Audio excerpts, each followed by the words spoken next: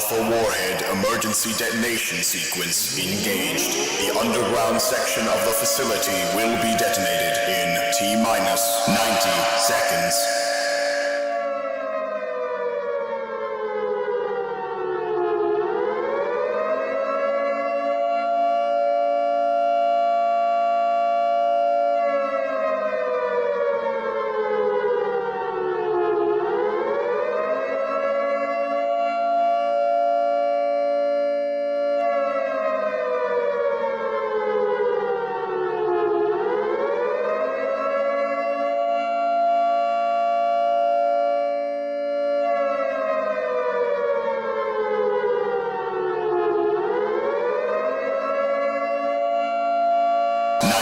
Seconds.